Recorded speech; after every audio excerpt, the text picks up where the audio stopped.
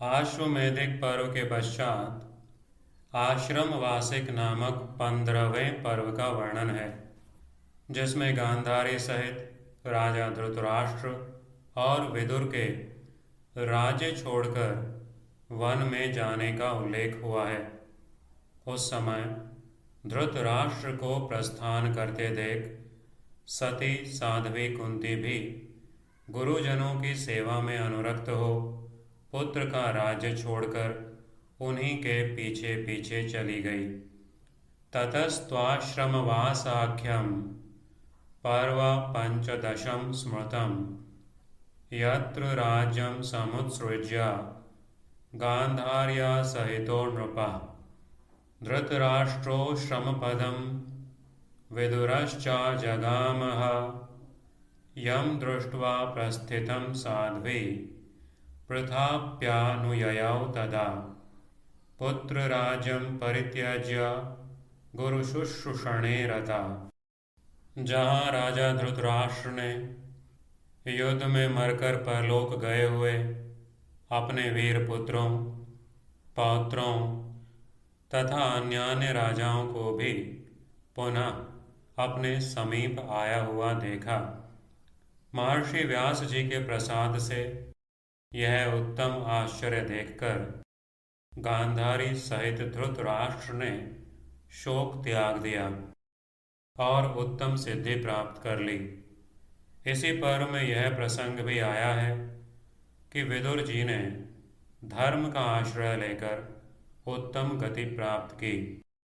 साथ ही मंत्रियों सहित जितेंद्रिय विद्वान गवलगण पुत्र संजय ने भी उत्तम पद प्राप्त कर लिया।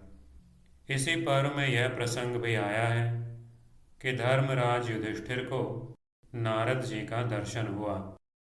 यत्र राजा हतान पुत्रान पौत्रानन्यांश्च पार्थिवान लोकांतर्गतान वीरान अपश्यत् पुनरागतान ऋषिः प्रसादात् कृष्णस्य दृष्ट्वाश्चर्यमनुत्तमम् त्यक्त्वा शोकं सदारश्च सिद्धिं परमिकां गतः यत्र धर्मं समाश्रित्य विदुरः सुगतिं गतः। संजयश्च सहामात्यो विद्वान् गावलगणिर्वशी ददर्श नारदं यत्र धर्मराजो युधिष्ठिरः। नारद जी से ही उन्होंने यदुवंशियों के महान संहार का समाचार सुना। यह अत्यंत अद्भुत आश्रम वासिक पर्व कहा गया है। नारदाच्चैव शुश्राव वृष्णीनां कदनं महत् एतदाश्रमवासाख्यं पर्वोक्तम महदद्भुतम। इस पर्व में अध्यायों की संख्या 42 है। तत्वदर्शी व्यास जी ने इसमें 1506 श्लोक रखे हैं। इसके पश्चात मौसल पर्व की सूची सुनो। यह अत्यंत दारुण है। द्विचत्वारिंशदध्यायाः पर्वैतदभिसंख्यया सहस्रमेकं श्लोकानां पंचश्लोकशतानि च षडेव च तथा श्लोकाः संख्यातास्तत्त्वदर्शिना। अतः परं निबोधेदं मौसलं पर्व दारुणम्।